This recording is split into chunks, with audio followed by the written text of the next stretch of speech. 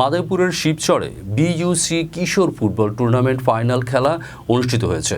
খেলায় try ব্রেকারে blue দলকে হারিয়ে গ্রিন দল চ্যাম্পিয়ন হয়।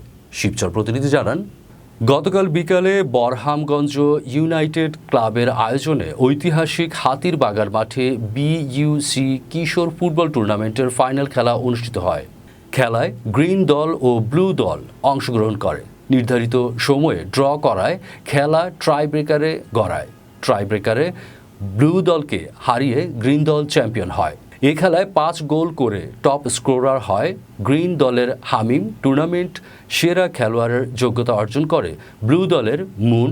সেরা ডিফেন্ডার হয় ব্লু দলের আশিক ও সেরা গোল কিপারের যোগ্যতা অর্জন করে ব্লু দলের জিহান। পরে অতিথিরা বিজয়ীদের হাতে পুরস্কার তুলে দেন।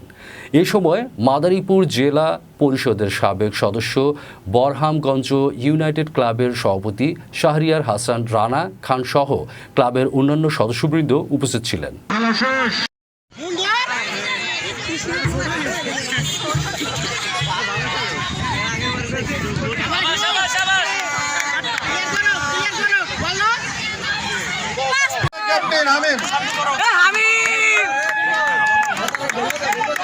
ফুটবল খেলায় স্ট্রাইকারের পাশে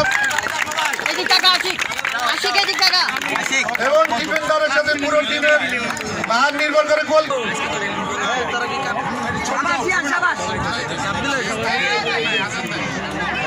এবং